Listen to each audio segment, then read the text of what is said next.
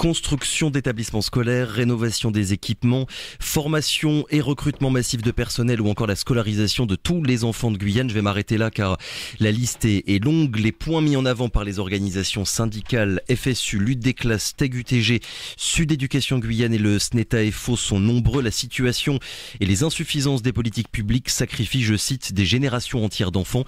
Raison pour laquelle les syndicats exigent un plan de rattrapage d'urgence pour l'éducation en Guyane. Un appel a été lancé à la mobilisation générale pour le mois prochain à partir du 17 mars.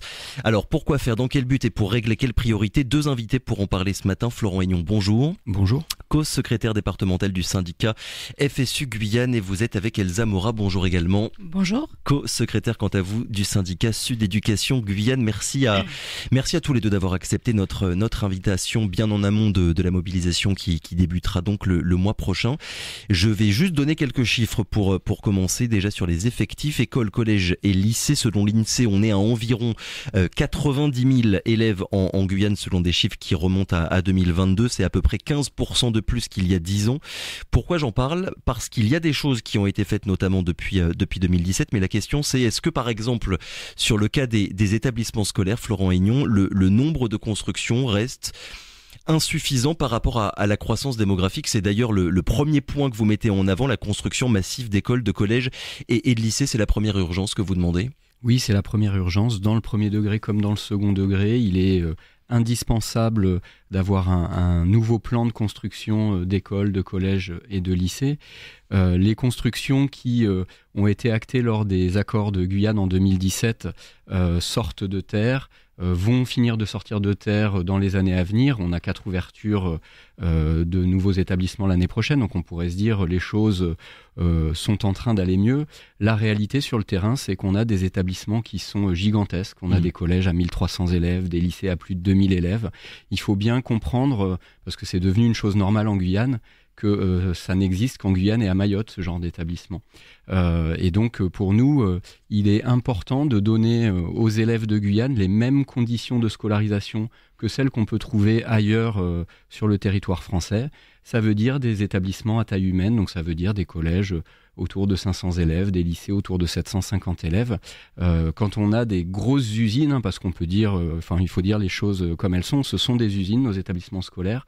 Évidemment, les conditions d'accueil sont mauvaises. Évidemment, il y a un petit peu plus de problèmes à l'intérieur de ces établissements qui sont gigantesques. Elsa Mora, c'est difficile de donner cours tout simplement quand on se retrouve dans des usines pareilles dont parle Florent Aignon. Oui, c'est difficile de donner cours. On a des établissements scolaires, donc Florent Aignon vient de le dire, qui sont surchargés, qui craquent de partout. Cet effectif surchargé engendre, on le voit presque tous les jours à Saint-Laurent, de la violence à l'intérieur des établissements, à l'extérieur des établissements, aux abords. Donc cette société violente se traduit à l'intérieur des écoles et des collèges et des lycées par de la violence de la part de nos élèves. Oui. Donc ça, c'est évidemment un problème pour l'ensemble de la communauté éducative. Selon l'INSEE, je le précise, depuis 2013, on est à 5 nouveaux collèges, 2 nouveaux lycées, 22 écoles. Et pourtant, et c'est ce que vous me disiez, Florent Aignon, juste avant d'entrer en studio, pourtant, en termes de taux d'occupation dans les établissements scolaires, en fait, on est revenu à la situation d'avant 2017. Est-ce que vous pourriez revenir là-dessus ? Oui, alors c'est pas vraiment en taux d'occupation. Ce qu'on dit, c'est que les conditions actuelles sont pires que celles qu'elles étaient, que ce qu'elles étaient en 2017. Situation qui a donné lieu à l'énorme plan de rattrapage pour l'éducation. Alors évidemment, ça s'inscrivait dans un contexte qui était différent, avec des revendications sur différents volets, mais le constat en ce qui concerne l'éducation a amené à ce plan de rattrapage et à ce grand plan de construction. Aujourd'hui, la situation est pire. On a des établissements qui, pour certains, accueillent 2 fois plus d'élèves que ce qu'il était prévu initialement qu'ils accueillent. Forcément, ces conditions d'accueil des élèves sont des conditions dégradées, et à cela s'ajoute en plus la vétusté du bâti dans de nombreux établissements. On a eu un triste exemple avec ce qui s'est passé au collège Nonon juste avant les vacances de Noël, où il faut dire le mot, c'est un miracle qu'il n'y ait pas eu de blessés, c'est-à-dire que on a un plafond qui s'effondre dans une salle de classe où à ce moment-là, il n'y a pas d'élève juste parce qu'on a une collègue qui, heureusement, je dis heureusement, malheureusement pour elle, mais qui est en arrêt maladie et on passe à côté d'une catastrophe. Il faut qu'il y ait un plan de construction, il faut qu'il y ait un plan de vérification des établissements, de l'état du bâti. Oui. Même le lycée dans lequel j'exerce, qui est un lycée récent, qui est le lycée Lama-Prévost, a des soucis de bâti et de structure. On pourrait se dire 2009, c'est récent, tout devrait bien se passer, mais la réalité est tout autre. Oui, c'est un autre point que vous mettez en avant à la rénovation et la dotation en équipement des établissements actuels. Elsa Mora, déjà ça veut dire quoi rénovation des équipements, c'est le matériel, l'état des classes, les outils aussi qui sont mis à disposition des enseignants? Oui, c'est tout ça, c'est effectivement les salles de classe qui sont vieillissantes, tout le bâti de la plupart des établissements scolaires. Celui dans lequel je travaille à Gérard-Holder est un vieux collège qui mériterait d'être complètement rénové. Oui. Tous les ans, on nous rajoute des bungalows pour éponger le surplus d'élèves, l'ouverture de classes de plus en plus nombreuses. Et ces bungalows ne sont pas non plus contrôlés. Ils vieillissent assez mal sous notre climat. Et voilà, avec des problèmes électriques de partout, on évite des accidents, mais effectivement, comme disait mon collègue, voilà, y a vraiment un problème de vétusté qui pose question en termes de sécurité pour nous et nos élèves. Ouais, avec aussi parfois, ça paraît bête, mais des problèmes de clim. Quand on donne cours dans des classes avec plus de 30 élèves, qu'il est 15h et qu'il fait chaud, évidemment, c'est pas facile de donner cours. Et aux élèves, évidemment, d'apprendre efficacement. Oui, alors la plupart des salles ne sont pas climatisées, hein. Ce qui, en soi, si les bâtiments sont bien faits et bien ventilés, ça peut ne pas poser de problème. Par contre, ça engendre énormément de bruit parce que tout est ouvert et effectivement, plus les établissements sont grands et comportent d'élèves, plus on a du bruit qui gêne, bien sûr, les apprentissages au quotidien. On en souffre tous. Alors sur le sujet de l'état de l'école en Guyane, il y a l'INSEE qui a sorti un dossier au mois de septembre. Je vais pas redonner tous les chiffres parce qu'il y en a énormément, mais le bilan un petit peu général qui est fait, c'est que les moyens humains, les moyens financiers, les effectifs de personnel, les dépenses d'éducation ou même les résultats scolaires, il y a tout qui augmente et qui est en progression depuis une dizaine d'années en Guyane. Quand on lit le dossier, on se dit les choses avancent dans le bon sens et s'améliorent. Vous, sur le terrain et dans les classes, Florent Aignon, c'est quoi le constat que vous faites? Est-ce que vous partagez déjà le bilan de dire oui, il y a quand même un petit peu de mieux par rapport à il y a 10 ans, ou bien entre les chiffres sur le papier et la réalité, il y a une différence en fait qui est beaucoup trop importante? Alors c'est une chose de dire que les choses s'améliorent depuis 10 ans, mais il faut savoir d'où on est parti, oui. Et où est-ce qu'on souhaite arriver. Quand on fait les constats et qu'on regarde d'où on est parti, il faut quand même savoir qu'il y a un peu moins de 10 ans, la Cour des comptes faisait un rapport dans lequel elle arrivait à la conclusion suivante, qui est quand même assez glaçante, c'est que le prix de la scolarité d'un élève en collège REP+, en Guyane, est beaucoup moins cher que le prix de la scolarité d'un élève en collège classique dans l'Hexagone. Ça devrait tous nous faire bondir, puisque en réalité, en REP+, on est censé mettre plus de moyens, etc. Mais c'était une réalité il y a une dizaine d'années. Donc, qu'on dise que ça aille mieux, qu'il y a de l'investissement, oui, mais on est parti de très loin. Et donc, nous, ce qu'on préfère garder en tête, c'est l'objectif. Nous, on souhaite que la réalité de la Guyane soit prise en compte. Et donc, pour prendre en compte la réalité de la Guyane, les difficultés liées au territoire, à l'immensité de ce territoire, il faut des écoles, des collèges, des lycées qui soient des écoles de proximité. Il faut que les élèves n'aient pas à se lever à 4h du matin pour prendre le car pour aller dans leur collège. Donc il faut qu'on construise des collèges sur les lieux de vie des personnes. Donc ça veut dire un certain nombre de constructions scolaires. Et puis il faut aussi qu'on regarde les chiffres de maîtrise de la langue, de maîtrise des fondamentaux, les taux de réussite au bac, etc., pour prendre en compte les difficultés rencontrées par les élèves, et elles sont nombreuses. Et c'est pour ça qu'avec l'intersyndicale, on s'est arrêté sur le fait que pour nous, donner de bonnes conditions aux élèves, c'était aussi pas plus de 20 élèves par classe en REP+. Oui, alors que c'est censé, justement, vu qu'on est en REP+, être déjà le cas, entre guillemets. Les textes sont écrits de manière à ce que l'administration puisse faire ce qu'elle veut. C'est-à-dire que le texte dit effectif allégé. Mais vu qu'il n'y a aucun chiffre fixé, quand on est hors de la REP+, on peut mettre le nombre d'élèves qu'on veut. On est dans une politique d'urgence permanente finalement, Elsa Morin, en Guyane, en réponse toujours à une situation de crise plutôt que dans une projection en fait à moyen voire long terme. Oui, effectivement, nous au quotidien, c'est ce qu'on vit, en tout cas tous les jours. On pallie à toutes les carences sans trop se plaindre finalement, parce que c'est un peu dans la culture.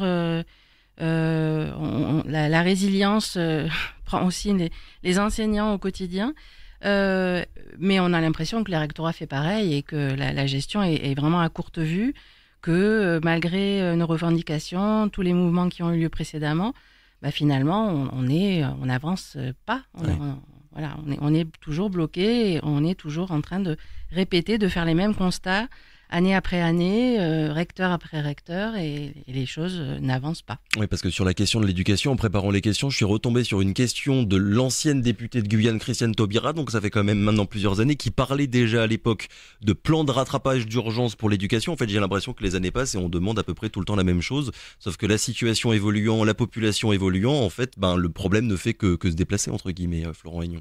Oui, en fait, cette situation, elle est très très ancienne. Alors les professeurs d'histoire me taperaient peut-être un petit peu sur les doigts, je vais peut-être dire une ou deux bêtises, mais il se trouve que les premières lois de décentralisation qui interviennent dans les années 80, elles coïncident justement avec le début de l'explosion démographique en Guyane. C'est-à-dire qu'au moment où la Guyane avait besoin d'un investissement massif, l'État s'est petit à petit désengagé de toutes ses missions. Et donc on se retrouve avec un département qui n'a pas pu bénéficier, comme les autres départements de France, de l'investissement de l'État au sujet de l'éducation et qui a dû faire un certain nombre de choses tout seul. Un mot sur les disparités du territoire. Là, on parle de la Guyane de manière générale depuis tout à l'heure. À quel point, Elsa Morin, il y a des différences finalement de traitement entre la Guyane de Cayenne et celle de Saint-Laurent, ou même le littoral et les communes de l'intérieur. Sur ces questions-là, finalement, de conditions d'accueil pour les élèves guyanais. Alors, ce qui me vient en premier quand on parle des communes isolées, c'est la situation des personnels qui y travaillent, qui sont la plupart du temps précaires. C'est là qu'il y a le plus de contractuels, de personnel contractuel dans les enseignants, qui sont trop souvent mal formés, parachutés, envoyés à Papaichton, à Grand-Santi, à Camopi, sans presque aucune formation, et surtout sans aucun accompagnement suivi à l'arrière. On sait que ils ont des difficultés, quand on débute dans le métier, on a des difficultés et ils ne sont absolument pas ni écoutés ni considérés par l'administration. Donc ça, c'est vraiment une souffrance au quotidien pour ces personnels-là qui se sentent très seuls et très oubliés de la part du rectorat. Oui, il y a la solitude évidemment des enseignants, et puis après il y a aussi les résultats pour les élèves. Dans ce communiqué que vous nous avez envoyé à Camopi, je cite, sur les 1500 enfants scolarisés depuis le début de l'école primaire, seuls 35 ont obtenu le bac. Les chiffres, ils sont quand même assez catastrophiques, Florent Aignan. Oui, les chiffres sont catastrophiques, et donc Camopi, c'est vraiment un point très particulier, mais malheureusement, quand on regarde les chiffres pour l'ensemble de la Guyane, alors je les ai plus complètement en tête, mais les chiffres sont très très parlants. On a plus d'un tiers des élèves qui sortent du système scolaire sans aucun diplôme, c'est-à-dire qu'on a des élèves qui rentrent à l'école et puis qui à un moment vont quitter le système scolaire sans même avoir obtenu le brevet par exemple. Elsa Morin, on a parlé tout à l'heure du manque d'établissements scolaires. Un mot aussi, parce que c'est important, sur le manque d'enseignants. C'est un sujet, voire le sujet qui revient quasiment à chaque rentrée scolaire, avec cette crainte finalement qu'on se retrouve avec des classes avec trop de classes, trop d'élèves, et pas assez d'enseignants. Est-ce qu'on arrive à peu près à estimer aujourd'hui, là on est au mois de février, la rentrée a commencé depuis plusieurs mois maintenant, est-ce qu'on arrive à estimer le manque finalement d'enseignants sur tout le territoire guyanais ? Florent Aignan là-dessus, peut-être pour la partie chiffres. C'est une très bonne question. Ce que je peux vous dire, c'est qu'il en manque toujours. On a toujours des postes qui sont non pourvus, mais ça fluctue. Et là, je suis incapable de vous donner un chiffre. Je suis incapable de vous dire il manque encore 100 collègues ou voilà. À chaque rentrée, il manque un grand nombre de collègues. Ce nombre diminue tout doucement jusqu'au mois d'octobre-novembre, mais n'atteint jamais le chiffre 0. Il y a des postes qui sont non pourvus à l'année. On a eu par exemple l'année dernière des élèves de terminale qui n'avaient pas eu de cours de philosophie du tout pendant l'année. Pendant toute l'année scolaire. Voilà. Pardon, si je peux me permettre, en plus des enseignants, il y a aussi tout le personnel les psychologues, alors les administratifs, mais les psychologues, les médecins, les infirmiers, etc. Les AESH les aussi AESH, également, tout à fait, les accompagnants pour les élèves en situation de handicap, les surveillants, enfin voilà, c'est surtout tous les types de personnel finalement sont concernés par cette pénurie. Et plus on s'éloigne du littoral, et plus elle est grave, cette pénurie. Ouais, vous avez raison de le dire, évidemment, il n'y a pas que les enseignants qui sont concernés par la situation. Il y a un point que j'aimerais comprendre. Dans votre communiqué, vous parlez d'un taux de réussite au bac pour une génération de 45%, alors que, et j'ai retrouvé les chiffres du rectorat pour le bac en 2022, toutes séries confondues, le taux de réussite au baccalauréat avait atteint un peu plus de 76%. 45% dans ce que vous dites, 76% côté rectorat. Comment ça se fait qu'il y ait cette différence entre les deux, Florent Aignon ? Alors la différence, elle est très très simple, c'est que les chiffres qui sont communiqués par le rectorat, c'est le taux de réussite à l'examen. Ouais. Et donc en effet, on a à peu près 76% d'élèves de terminale l'année dernière qui ont obtenu le baccalauréat, un petit peu plus de 80% je crois dans les filières générales, un petit peu moins de 75% dans les filières professionnelles. Mais donc ça, ce sont les élèves qui ont présenté le baccalauréat. Et quand on parle de 45% d'une génération, on parle de toute la classe d'âge. Et donc on prend en compte les élèves qui quittent le système scolaire sans diplôme. Ces élèves-là ne présenteront jamais le baccalauréat.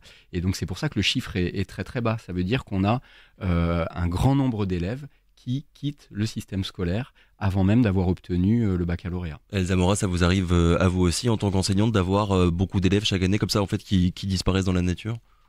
Oui, alors moi je travaille en collège et à Cayenne avec quand même... on rencontre moins ces difficultés-là que dans pour être le honnête, lycée, c'est ça ? Que au lycée ou que dans des zones socialement moins privilégiées que celles où je travaille. Mais même là où je travaille, effectivement, disparaissent, sortent de nos classes trop souvent des élèves qu'on n'arrive plus à récupérer. Le décrochage scolaire est vraiment une préoccupation majeure et c'est une réalité, y compris à Cayenne, oui. Et à cause de quoi ? D'un accompagnement qui n'est pas suffisamment important tout au long de l'année avec les élèves pour les motiver, entre guillemets, à continuer jusqu'à la fin de l'année ? Je pense qu'il y a pour certains élèves des difficultés telles scolairement qu'il y a une perte de sens dans le fait même de venir à l'école, au collège, au lycée.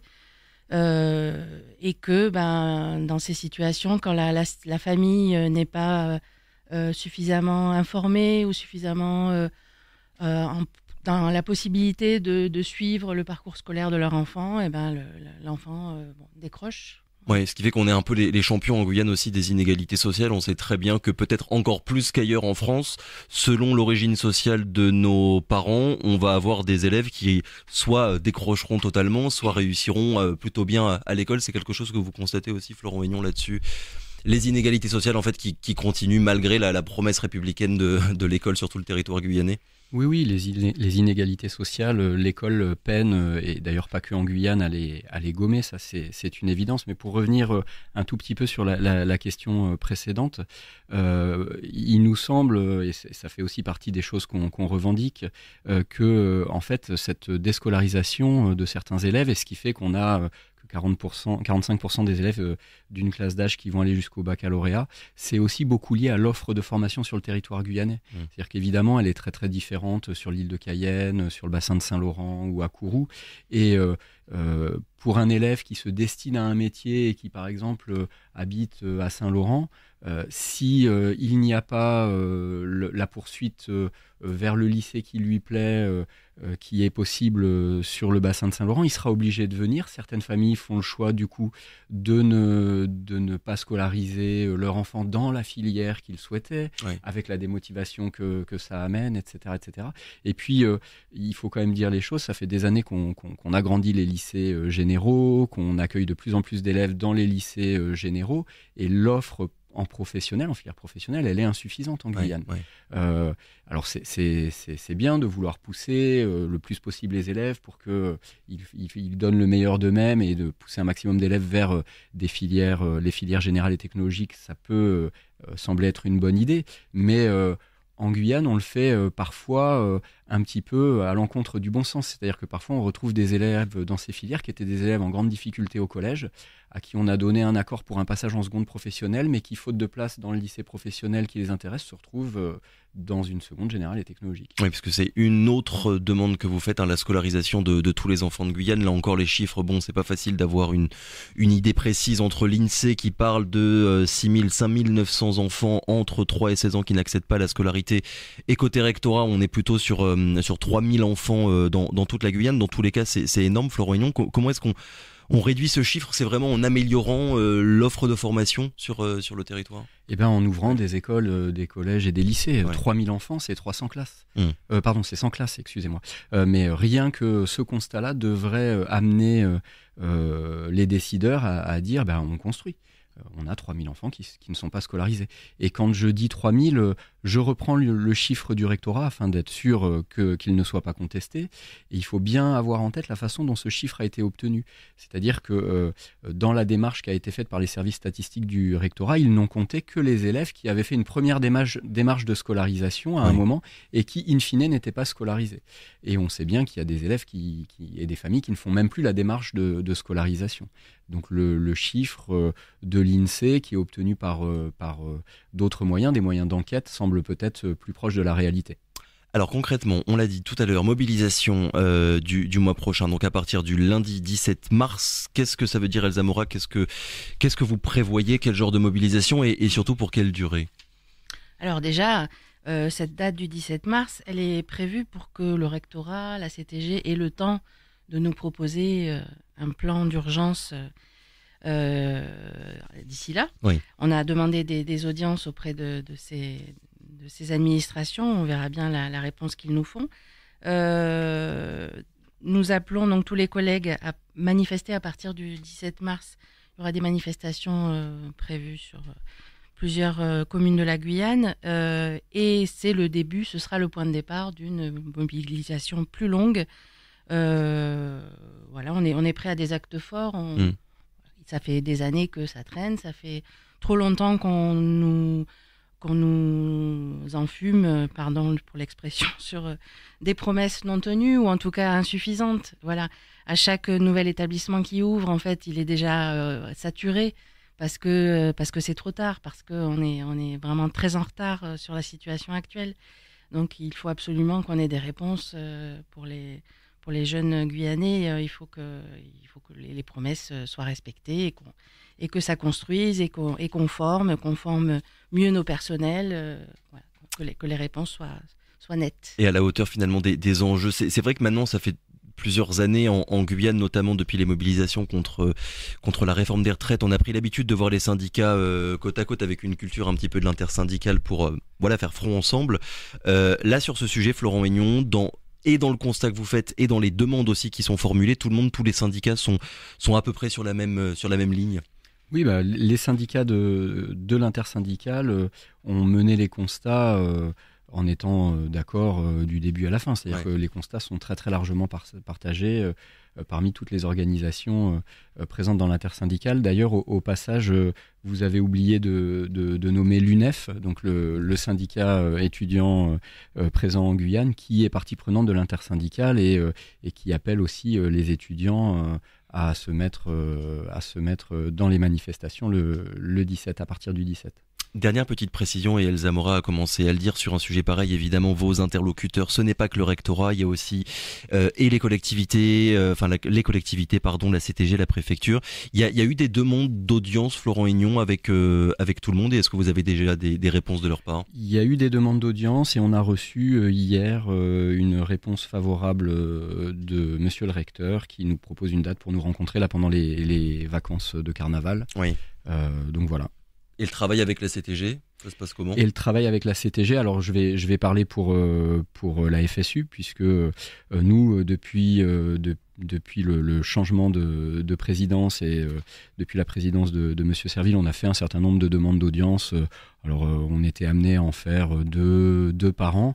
On a tout bonnement cessé de les faire, je je sais plus, au bout de la 2e ou 3e année, puisqu'on n'obtenait aucune réponse. Donc on espère cette fois que, vu l'urgence de la situation, peut-être que le fait qu'on soit en intersyndical, que la demande ait été faite en intersyndical, on aura une réponse positive, mais il est indispensable qu'on puisse s'asseoir autour de la table pour discuter. Je rappelle donc la date de cette mobilisation générale pour le mois prochain, ce sera le 17 mars. Merci beaucoup à tous les deux d'avoir été avec nous ce matin. Merci. Florent Aignon et Elsa Mora d'avoir été avec nous. Donc je rappelle vos syndicats, la FSU Guyane pour Florent Aignon et Sud Éducation Guyane pour Elsa Mora. Merci encore, très bonne journée.